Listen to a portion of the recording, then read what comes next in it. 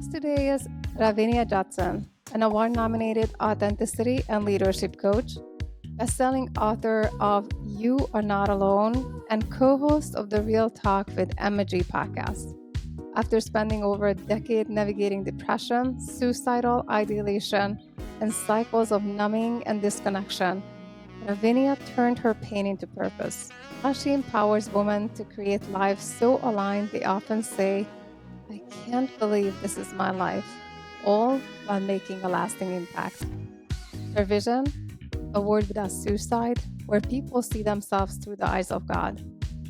Get ready for a real, raw, and deeply inspiring conversation. Let's begin.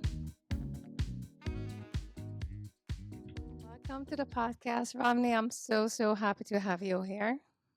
Oh, thank you so much. I've been really excited to have this conversation and just really getting to share with your listeners and with your audience. So thank you so much. Yeah, same.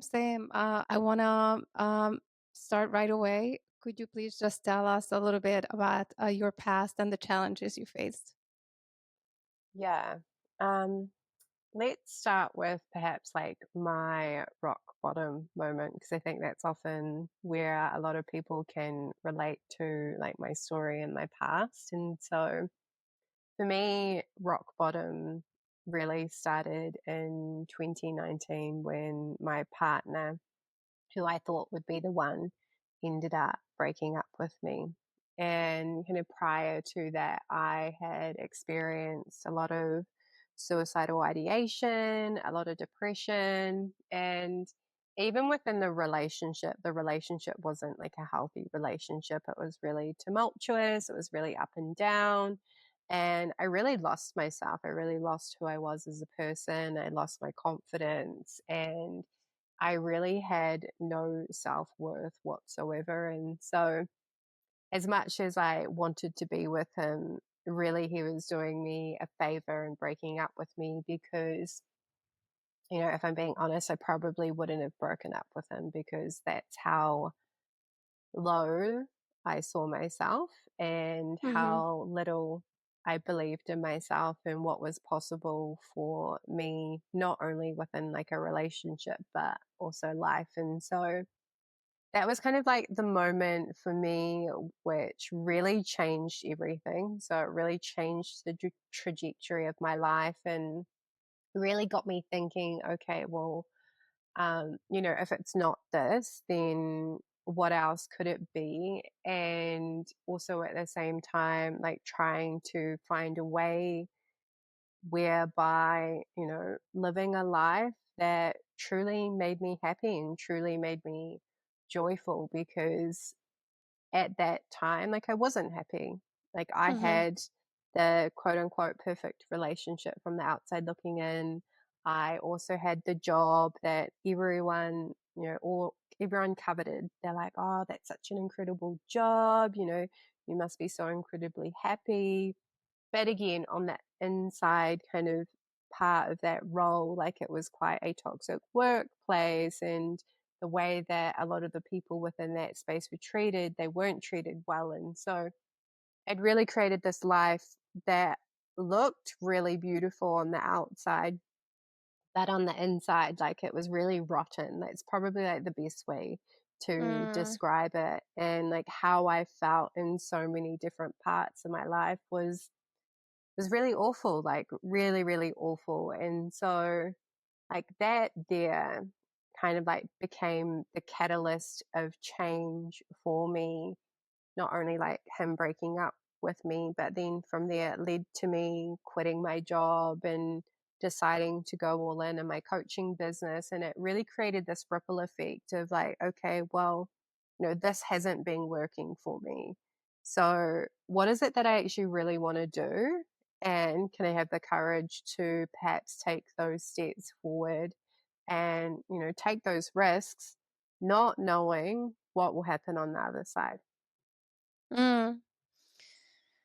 Can you tell us a little bit more about the relationship? Because you said that it looked really good from the outside, but that's not the way that it felt for you in the inside.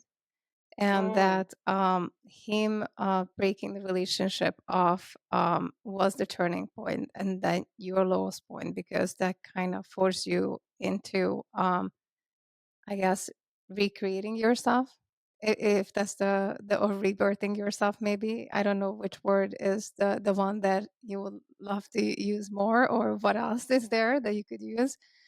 Um, how did you feel during that relationship, and um, what made you stay? Mm, Gosh, I think the word that I would use, kind of you mentioned, like recreating or rebirthing. The word that I would use would be remembering, remembering Mm, who I am, and with this relationship, really the reason why I stayed was because I truly didn't believe that I was worthy of anything different or better.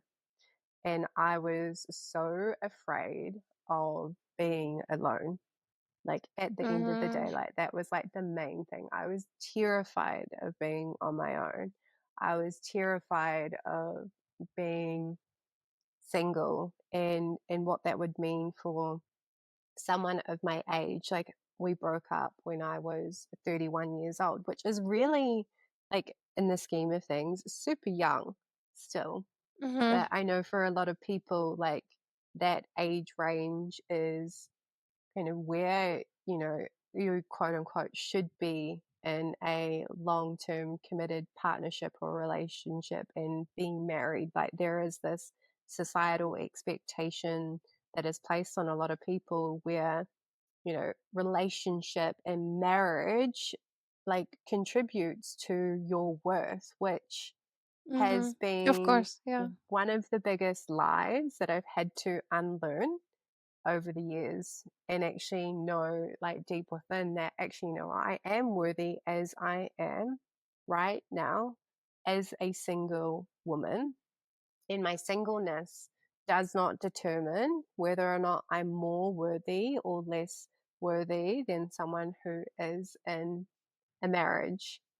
But to like go back to the question that you really asked me, whereby, what was I like experiencing during that, like there was a lot of emotional manipulation within Mm, the relationship. And back then, there wasn't a lot of education around it like there is now for a lot of people. Like we have a lot more access to resources. A lot of people know what that is now, whereas there was no language to what I was mhm, experiencing back then. And I had no idea what I was even going through until I came out of the relationship and took some time to reflect and heal and learn and seek professional help and professional support.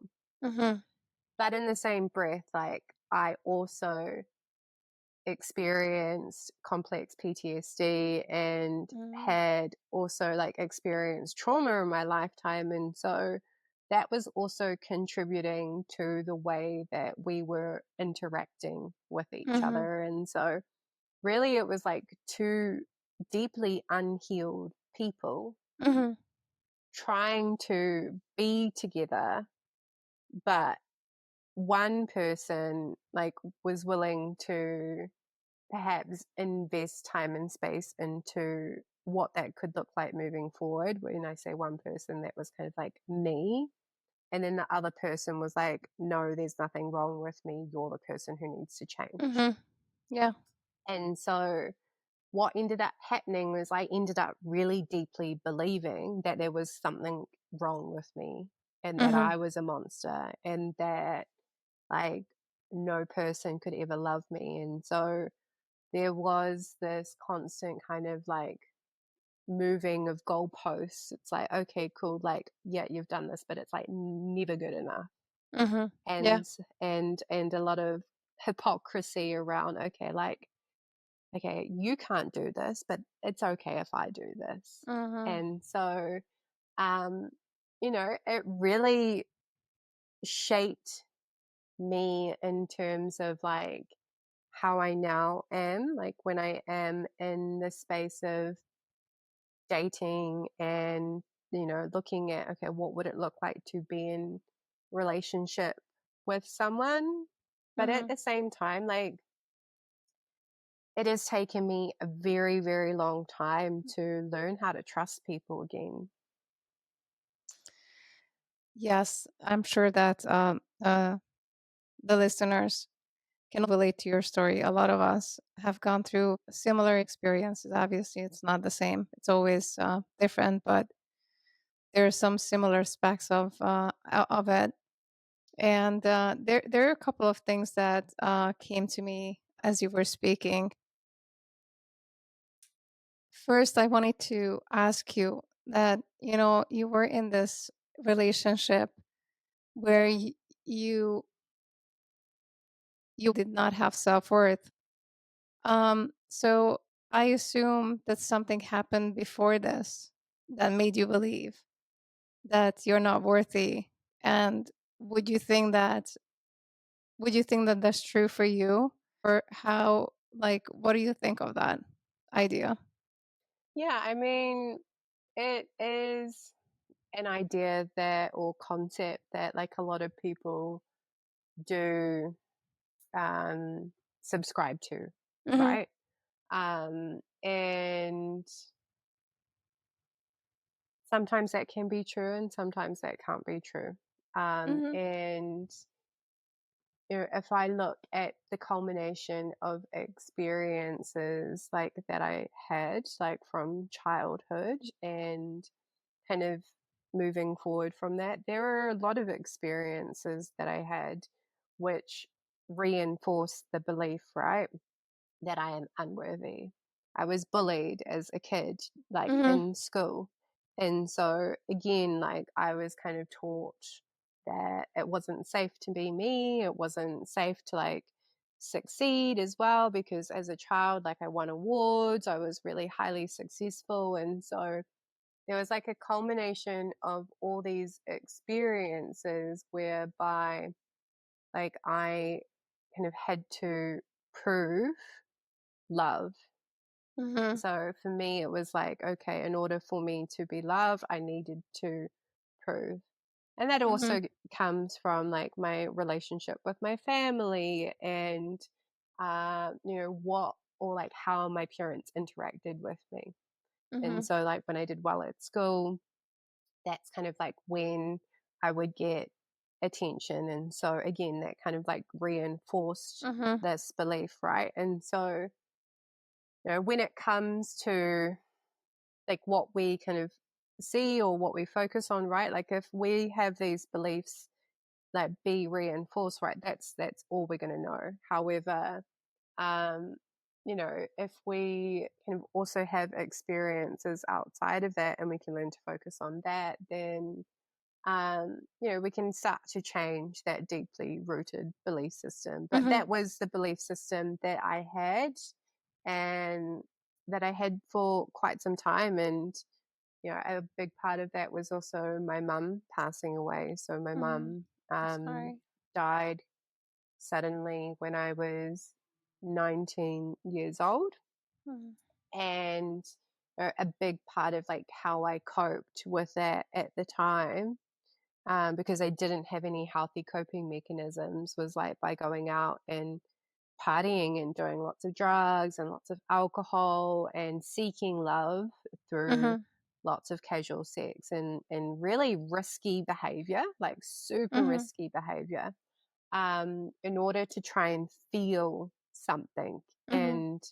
and in order to kind of feel some type of closeness to others.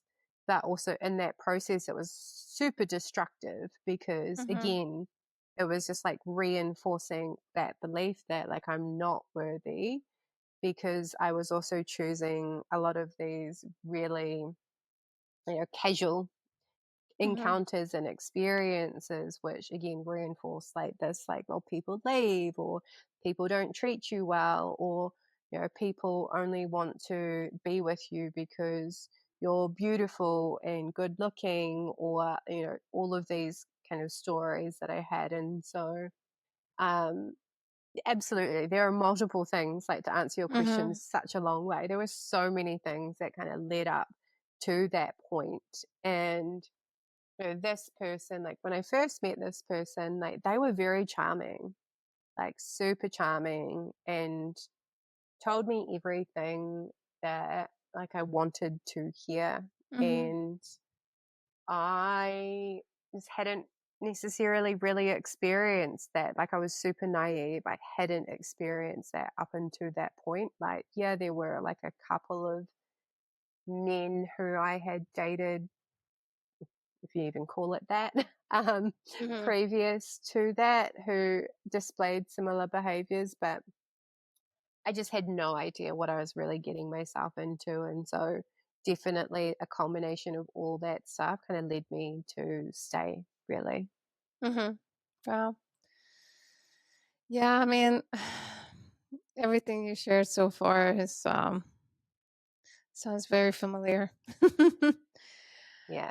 Yeah, and it sounds like that this relationship really ignited something inside of you. Like sometimes when we go through these hard times, I was in a relationship where I feel like my partner was trying to prove how bad I was, and I was suffering, and it was a really really hard breakup for me as well, and it created a huge change in my life. But I remember that the more he wanted to prove that I was a horrible human being, the more it reminded me that I was not, because I had to reflect and I realized that I wasn't that bad.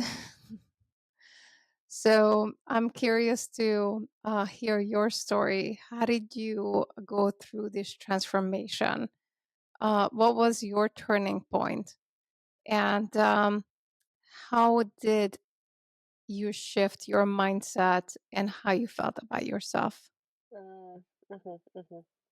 Yeah, like, it always, thank you for sharing that. And when you said it sounds familiar, like, I know that there are so many women who will be listening who will be able to relate to, what you shared and my experience. And it's not an experience that a lot of us are alone in, Mm, which is, like, both scary and comforting at the same time. And yeah, like, when it comes to, when you mention, like, the passion, like, and the person that you were with, like, trying to prove that you were bad and wrong, like,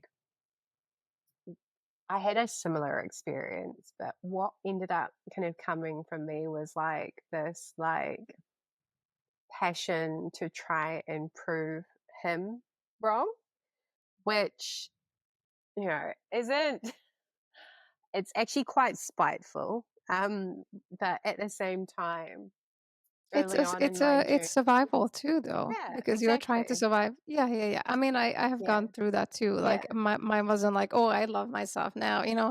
I was trying to protect myself any way I Yeah, could. Yeah. absolutely. And, I just want to kind of, like, normalize that, because I think a lot of women, like, that I've worked with over the years, like, they think that, okay, like, it's wrong to kind of be like that. Whereas I'm like, okay, well, if it's going to support you to move towards something good, then, like, it's okay. Like, it's okay to feel that emotion. So, yeah, I really wanted to kind of, like, prove this person wrong, Hmm. initially. In my mind, I was like, and I just really wanted to prove this person wrong with, like, my Hmm. work and what I was doing, because, they would always say to me, Rawinia, like, you can't do this. Like, how are you supposed to help others when you can't even help yourself? And they Oh, really that's the spoke worst. Oh my down. I goodness. know. Yeah. They really spoke down, like, on my goals and my dreams and the thing that I'd always known deep down within that I was, like, meant to do. And Mm, so from there, it really did, like, light this fire within me mm, around pursuing my work and pursuing what I knew was always my purpose. And it wasn't perfect, because I was still, like, healing through that whole entire process and that journey. And so like for me, what really supported me in like the initial stages, like the healing stages, the stages whereby I'm looking at taking personal responsibility, developing Mhm. my self leadership, was really a lot of journaling and a lot of self reflection. And from that came my first book, which is called You Are Not Alone, which is very unintentional because during that time, what I did was I wrote to myself the things that I needed to hear. I love And it. so it would often be like, you know, these beautiful pieces of poetry and prose. And sometimes it would feel like it wasn't even me writing. And so over the kind of few years where this book was crafted, but like in the initial stages, like what I realized over the years was that what I was hearing was like God's voice, and it was like God Mhm. speaking to me and just reminding me how, you know, loved I am and how beautiful I am and how cared for I am. And it was such a deeply healing process for me to kind of go through that in Mm. conjunction with other things. So there were like multiple other things that led to kind of me being where I am today, such as coaching, such as breath work. Um, what else did I mean, God, I mentioned God, like God has been a big part of my Mhm. healing process and journey, as well as connecting to my body, because what I realized like within that relationship, I was so disconnected Mhm. from my body and the wisdom that we as women hold within our body, where our body's telling us to leave and that this is Mhm. unsafe, and yet we're trying to rationalize or we're trying to overthink things. And so a big part of that process was really learning how to feel my emotions, not make them wrong, not try and run away from them, not try and like numb them again through the things that I Mhm. used to do in my 20s, and really just allowing myself to be me in safe spaces with other people as well. Mhm. And Yes. really allow myself to be seen, be vulnerable, and to just go through this really deep process of like unlearning all these lies that I had believed, not only from him, but then also like everyone else prior to that.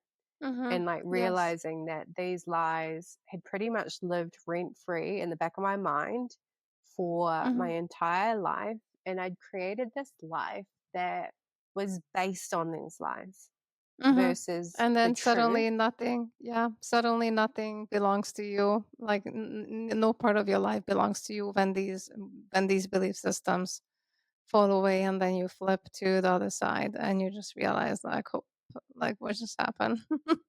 Yeah, Yeah. absolutely. But like until, you know, for some people need to hit rock bottom. Not everyone, right? But like some people need to have this experience whereby they're like, okay, like what am I doing with my life?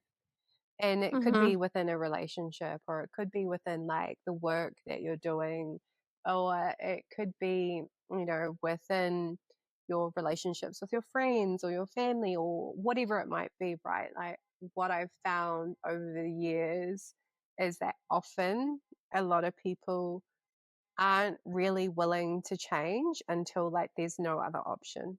Mhm. Yeah, I agree. I agree. So, what was the hardest part for you about this journey?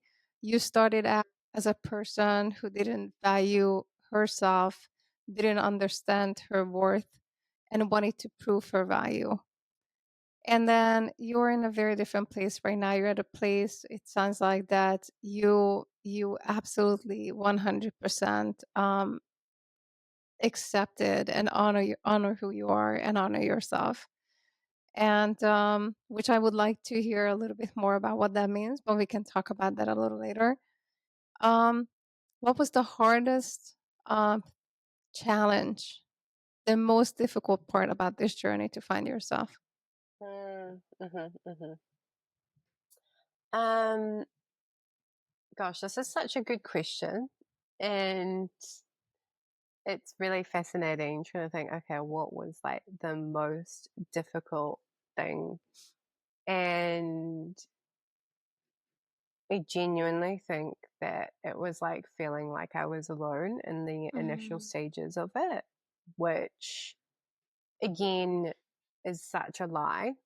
And when we share stories like this, right, and you hear the other stories of women, like you realize that you're not alone, like that there are multiple other people who have been through a really similar experience to you or familiar experience. And that this story or this belief that you have in your head that you are alone is just not true. And so I think the most challenging part for me, and a lot of it was feeling really isolated and lonely and alone for many different parts of it for multiple different reasons, like my family just not agreeing with the work that I was doing or starting to do, because they have really strong beliefs around what it means to live a good life and what that looks like. Even like my friends not really understanding that, and then going through that process of losing friends and then kind of building new friendships. Like there was so many parts throughout the journey whereby I had to be like willing to really let go of everything in my life in order to be at the place where I am now, whereby I'm like, okay, like I'm so genuinely grateful for everything that I have in my life and mm, the peace that I have and the joy that I have. However, like I know for myself is that comes from God. And so mm, that there has been like a big part of my personal process. And like I know not everyone believes in God, and I don't ever like want people to feel like I'm trying to like push that on them, but it's a big part of like my your journey. experience. And Yeah. so that's kind of like why I share it. Um because now, like I genuinely know that I'm not alone because I have Mm-hmm. God and God loves me. And Mm, that there, like creating that relationship with God, Jesus has been like the thing that has really supported me through all those tough times when I've thought that like I'm not going to be able to pay rent, or like, how am I going to pay the invoice, or like, what am I going to do in this situation? Like, this person doesn't want to talk to me. Like, they're yelling and screaming at me. Like, all these things that we think that are like the end of the world for whatever reason. Like, God has been the thing that has really supported me through those really tough times, mm-hmm. because there have been so many tough times. And, I'll be honest, there still are, but like the way that I handle it is so completely different, because like I know who I am. I have a really strong foundation in knowing and who I am as a woman, as a Māori woman as well. And yeah, my identity in God. So like that Mm-hmm. there has been the thing that's just like really kind of grounded me through what's been really hard, or during that time. So like there's not really like the thing that was like the hardest thing, but like yeah, I would say it was probably that feeling of being alone would be like the biggest. Mm-hmm. Yeah, you mentioned being alone, but then you also talked about your book. And when you talked about your book, um, you also mentioned God, and you mentioned the support that you received from God. And what came to me is it's almost like you said that you needed those messages for your own healing as you were writing this book, and it's it's almost like you were getting guidance. You were getting a map to find yourself Mm, on mhm. your journey. That's what I saw. This Yeah. picture that came to me, and feeling that came to me. So even you felt alone from more like human contact, but you were 100% constantly supported by a higher power. Hmm. Yeah, absolutely. Absolutely. I mean, for the initial stages, right? Like it wasn't like just like a lone feeling, like in terms of like human contact. Like I genuinely felt alone, Mhm. like I think the word is like existentially as well. Um, Yeah. however, like I know that that's not the truth now because I had Mhm. that guidance, and I really love the word map, right? Because that's often the description that I'll like use with like my clients and like who I work with, because what I notice in a lot of people that I work with is they're trying to copy a strategy that isn't ever meant for them. It's like Mhm. they're like, why is this not working for me? I'm like, well, because you're trying to copy this person over here, like this leader, this coach, and that's their way. It's not going to Mhm. work for you because your way is going to be different. And what you need is the willingness to be able to hear, okay, well, what is your way? Like, what is your personal map? What is your personal blueprint? And when you can actually create that space to like slow down and listen, like that's when it's like revealed to you. Yeah. Yeah, and it comes with like complete full acceptance of who you are.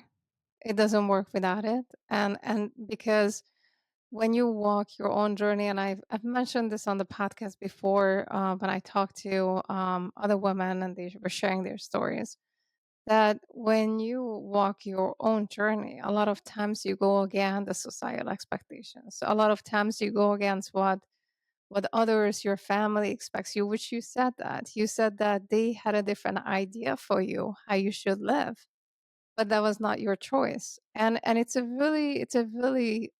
lot of pressure to have, and we I feel like we all go through this pressure, and some follow through and they do what they expect it to do, and there are some people that start walking their own way, that they say that is the road less traveled, right? Mm, mhm. It is certainly not an easy road to travel in our society today. What was the most valuable lesson you learned during this period of healing and moving into from feeling unworthy to really truly understanding your values? Mm, mhm. The most valuable lesson that I learned during that period was like letting go of everything that I think that my life should look like. Ooh, that's really powerful, but it's also so hard. Yeah, that's it. It's like it's it's So hard. simple. It's simple in essence, right? But it is so hard to do. And this is something that again, like to remind my clients. It's like just because you think that you should be doing this, or again, like when you're talking about like what society expects of you, or like what your family expects of you, like doesn't mean that it's right for you. Hmm. And can you actually be willing to, again, like slow down and listen to the guidance that you're receiving internally, like through your intuition, your inner knowing, your body wisdom, and actually really have the courage to listen to that and follow through with that? Because when you do that, that's when you truly start to live, at Hmm. least in my experience. Because again, like that's your way, like that's your blueprint, that's who you're meant to be.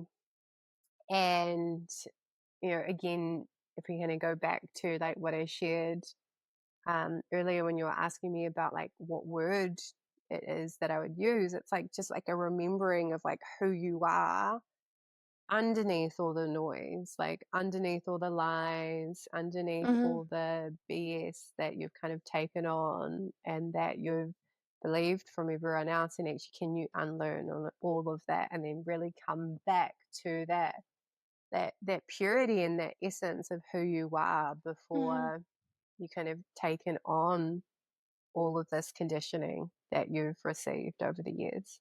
Yeah, yeah. Um, could you tell us a little bit more about um, what it feels like when you follow who you are when you're connected to the wisdom of your body. I think that you use that, if I'm Mm, correct. mhm, mhm, Um, what does that feel like? Because when we are not, I think that most people know what it feels like. It feels tense, stressful, out of alignment. Sometimes we don't feel like we belong. And mhm, I'm sure that you can talk a little bit more about how you feel, like your life is just doesn't feel right. Like sometimes the way I felt that my life doesn't belong to me. Um, mm, mhm, mhm, and I didn't belong anywhere. So that mm, was the really like the way that it reflected back to me that I didn't feel like I belonged anywhere. mm, So when you are on the other side and you are connected to the wisdom of your body and yourself, what is that like? mm, mhm. Um, well, I think firstly, like, I want to say, like, everyone experiences it quite differently. Hmm. And so I, for How do me, you experience it? yeah, I mean, for me, it's like a knowing, like it's an internal knowing that I'm exactly where I'm meant to be and that Mm, nothing needs to change. And there is so much peace in that. It's like, okay, cool. Like, yeah, I'm exactly where I'm meant to be here. Like, things are great. Like, things are good. And there is peace. Like, there's no anxiousness about the future and worry about the future.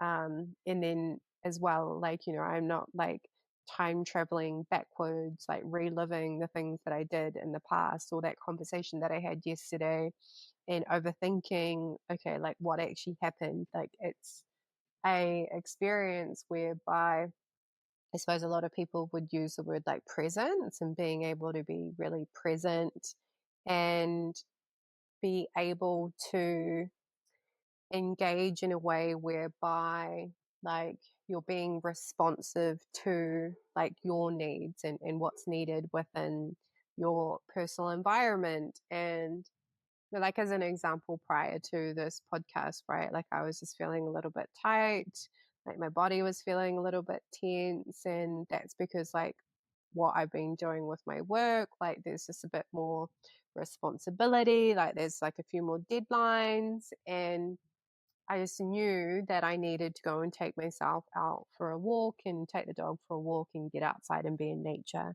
because that's what was going to open me up and just really allow me to ground and relax and come back to my center. And so it's a space whereby now, like, I can really respond to not only what I need within my body, but also kind of like what's needed in order for me to, the word that's coming to me is like perform at my best as well when it comes mhm, to the things that are required of me in terms of like my purpose and my calling. And so it is really that practice of presence, but then also the other word that's kind of coming to me is like process. Like, it's a process and it takes time and it takes time to develop that connection whereby you like know what you need each mhm, morning. mhm, And it's not always perfect as well. I do want to like kind of caveat that, like, there's times where, you know, I don't always operate in that way and I'm just mhm. being a human. So Yeah, no, thank you. Thank you so much for sharing that.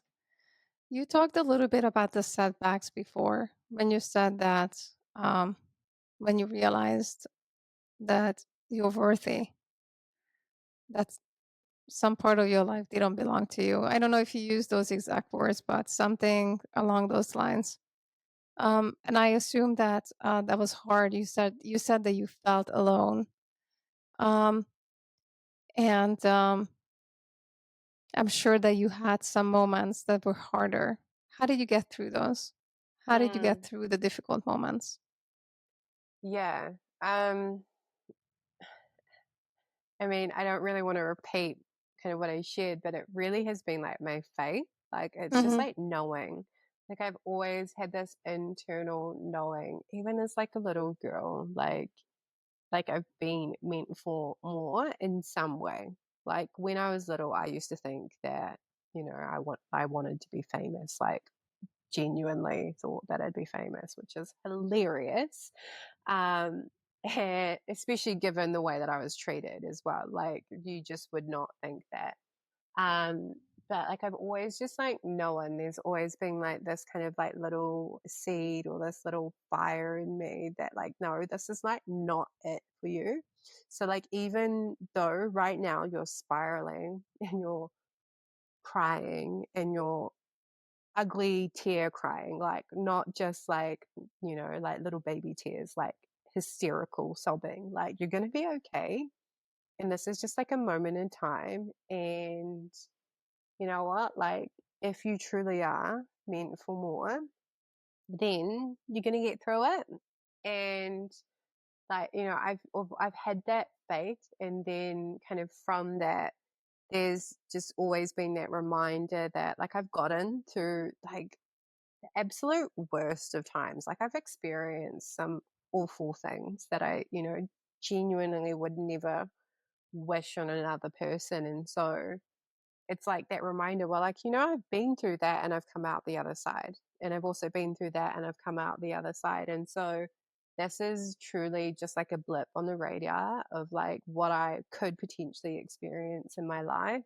And actually, like, this is also what it means to live because, in order to experience the highest of highs and the joy, like, you've got to have the lows. It comes, almost with the territory, or else, like, all we're doing is like we're living like this really flat, numb experience, which was my experience when, like, I was depressed. And so, um yeah, for me it's like that reminder that like with the down will come like the up, and that up is joyful, and it's incredible, and it's amazing, and it's full of awe and wonder, and so it's been, I suppose, like those three things that have really kind of like led me to kind of navigate those hard times.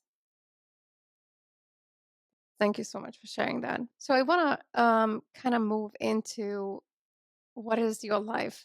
What is it like right now? You talked a little bit about how your relationship changed and how you changed.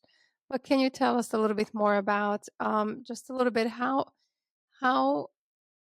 life reflects these changes back to you right now that you created within yourself? Mm-hmm. Gosh, I mean, the best way to describe it is like I wake up and like each day I genuinely have a positive, optimistic mindset and really love who I am and what I do and the life that like I've created with God. And to be able to think that that is like a possibility in what I experience on a day-to-day basis. Like back then, that was never something that I ever thought would have been possible. Like not in my wildest dreams. Mm-hmm. And so to be able to like genuinely like sit here and like very rarely have like these thoughts in my mind that like I can't do it or you're not good enough. Like, yes, I have moments like that, but like it's very rare these days. And the times that it might come up is like when I'm intentionally stretching myself and my capacity and putting myself in spaces that are new and that are kind of like bigger than kind of where I am now. And so it's like an intentional kind of Mm-hmm.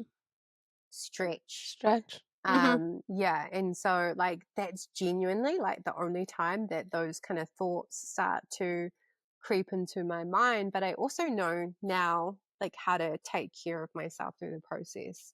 And I have this toolkit and I have like this plethora of things that I've learned over the years to support me through that stretch and through that expansion and Mm-hmm. through that Mm-hmm. kind of up level, for lack of a better word, which I'm so grateful for. Um, and life now, it like just keeps getting better and better and better. And I say that and it's like not like outwardly successful, right? Like I think that's the one thing that like I do want to share is that like my life looks pretty boring and simple to most people, but I I like boring enjoy it. people. Yeah. I Like love it. yeah, like I love like getting up and having a coffee and Hmm. taking like my morning. So like I love the boring things and I get so much Same. joy in the boring things. I actually get overstimulated by the stuff that most people do. Like to me, like the fullest moment is when I sit on the beach in my meditation and I'm done. I'm good. Thank you. Yeah, yeah, and That's I it. think I think there's so much beauty in actually being able to do that, right? Hmm. Where Absolutely. it's like, oh, okay, like I've done a lot of the things that Hmm. look cool. Like I've done so many of those things. And I'm like, I can tell you now that it gets really tiring. And, it's just like the It's same. exhausting. Yeah, it is. And it's just the same thing wrapped up in another bow. And there Hmm. isn't a lot of fulfillment there, at least not in my experience. I couldn't agree more. And so now like life looks really different, but like in a good way but like I invest time into the relationships that like really breathe meaning into me, like the people who just like see me and who love me just as I am. And they're Hmm. not trying to fix me. But at the same time, they're still willing to call me out because I think that that's an important part as well and willing to hold me to like a higher standard. And so it's kind of like both. And so yeah, there's just so much gratitude for where I am now. And I also know that it's just like the start of what will be my life's work. And because I am still young, at least in my eyes, there is time that gets to be invested into that and a lot of purpose and intention, and I'm really excited by that. It's nice to be able to be in a place whereby, okay, cool, like I'm really wanting to invest time into like what that looks like in terms of the legacy that I'm leaving. I love it. I love it. That's beautiful. What do you celebrate the most about where you are today? Um, Peace of mind. Mm, Yeah. Um, I think once you finally find that peace and you experience that peace, like you really want to hold on to it. mhm, And you really want to do what's within your power to kind of create those conditions to mhm, thrive. And it's not like meaning like avoidance or like boundaries which create walls, right? It's just very much about um really being who you are, like authentic to who you are, but also really living a principle centered life that is really values based, because I wouldn't have those things. I wouldn't kind of like have that peace without those things. mhm, mhm. What do you feel the most proud of about your journey? mm, um yeah, this feels a bit emotional, um like that I did it. Wow. Mhm, Because like when I think back to, I want to say the little girl, because I was like, young and naive, right? Like if I look at it from like an emotional maturity perspective, but like having overcome all of those things, like there was also still that part of me, which I often notice in a lot of people, that perhaps don't believe that they can. mhm, And so for me, it's just like, you know what, like I did do it. mhm, Um, And like if we go back to, what it was, like I did prove him wrong. Like not that that's what it's about, but it's like there are all these people who like doubted me, mhm, not just him, so many people. And now, people are like say to me often, all the time, like how inspiring I am. It's beautiful. And for me, if I can show other people what's possible, and if I can inspire someone to make a different choice, or, you know, make a better decision, be that leaving an unhealthy relationship, be Mhm. that, really committing to their life's purpose and mission, be that actually making better choices with regards to their physical health as well. Like, that to me is like, well, not only life changing for me, like, even though I don't always know like the extent of the impact that I have on others, but that's what I'm most proud of, because, what I haven't shared is that a big part of the work, and the reason why I do the work that I do, is that in New Zealand and in Aotearoa specifically, like, there are a lot of people who struggle with their mental health and with suicidal ideation, and specifically my culture, specifically Māori people. And so for me to be able to show others that that doesn't have to be their truth and their reality is truly something special.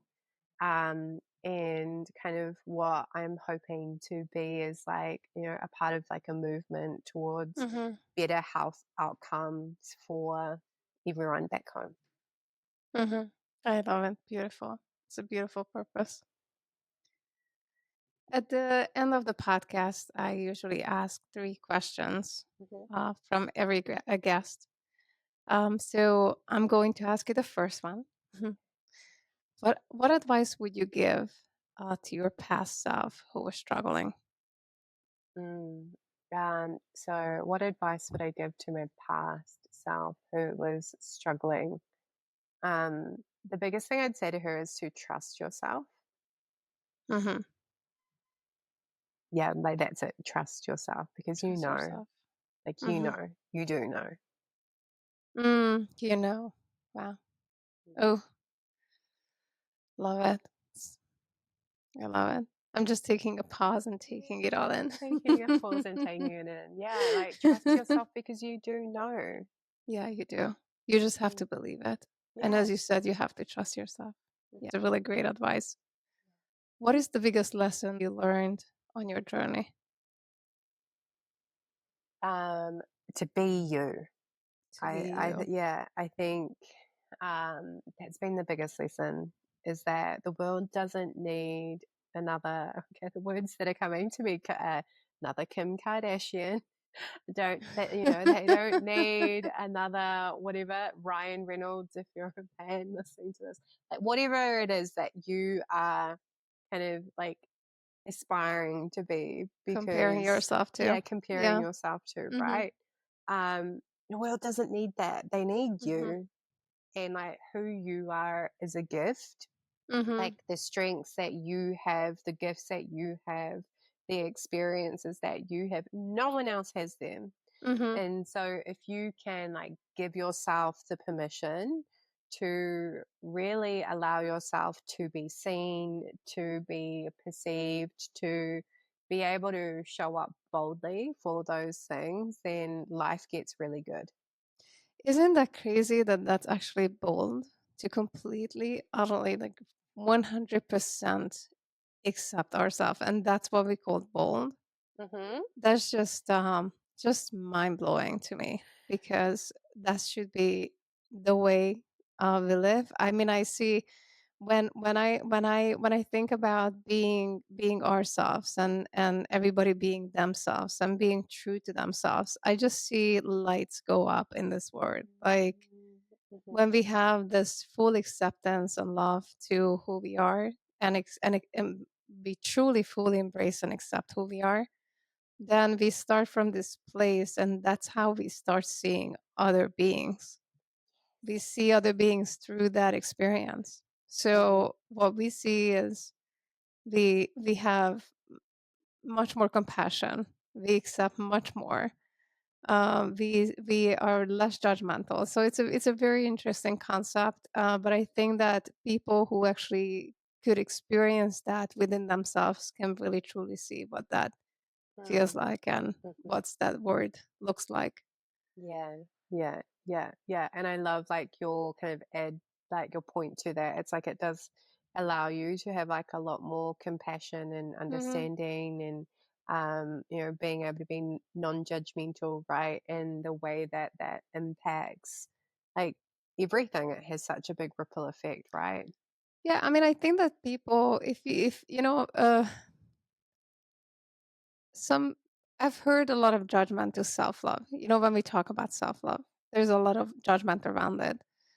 But to for one person to truly, fully embrace who they are, that comes with so many lessons, so many letting go, forgiveness, pain, dark moments, lighter moments. It's it is truly loving ourselves. It's not just like, oh, I love myself. I wake up one morning and I'm like, yeah, okay, I got this. Wouldn't it be nice if it was like that? But no, like what you described is like the actual truth and truth of it, really. Yeah. Yeah, so when people get to that point, they have to have the compassion because they Mm. can't get through the journey without the compassion. They have to have an open mind. They have to have a curious mind. They have to feel this inner peace. There's just no other way. Like self-love is not just really looking in the mirror and saying like, "Oh, I'm perfect." Oh, So yeah, no. No, no, no, no, yes. no. So that's a story for another podcast too. Yeah, But I absolutely. but I do have one more question for you.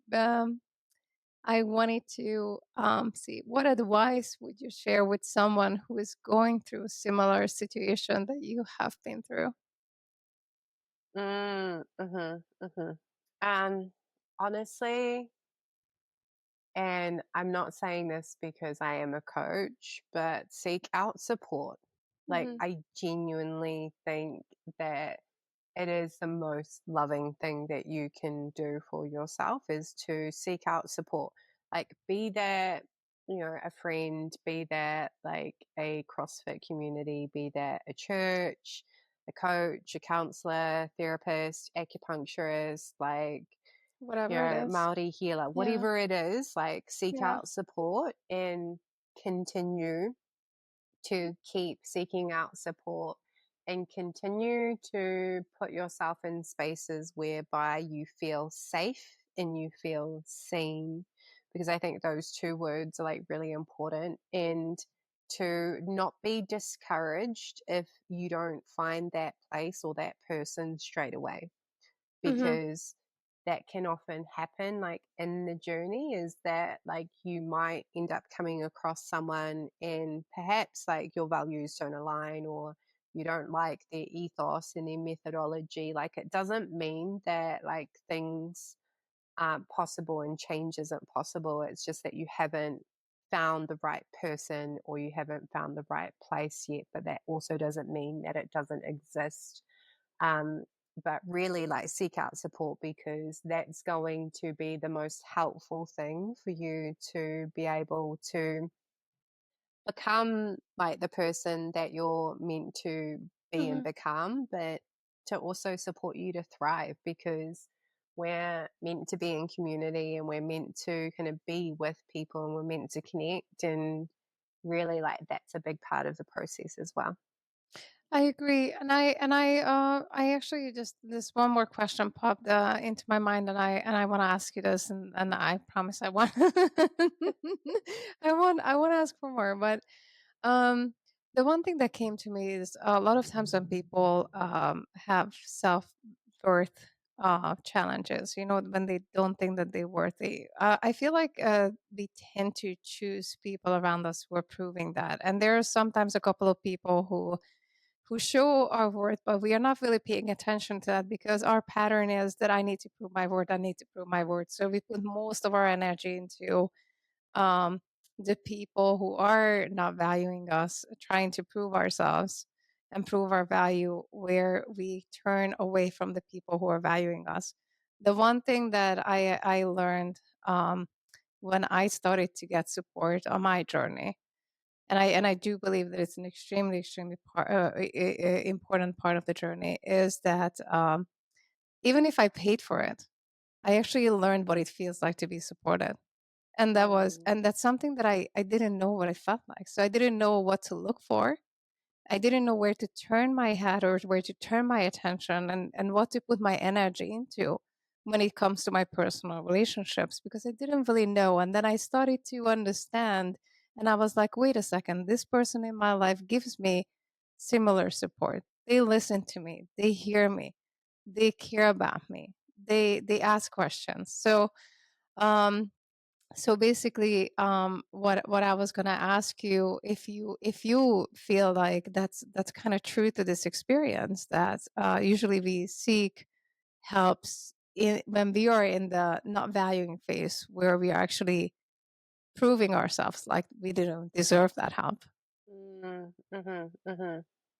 Yeah, I mean, I'm gonna answer it based on kind of like what I think that you've asked me is like, yeah, like that can be true in terms of like seeking support when we don't think that like we value Mm-hmm. ourselves.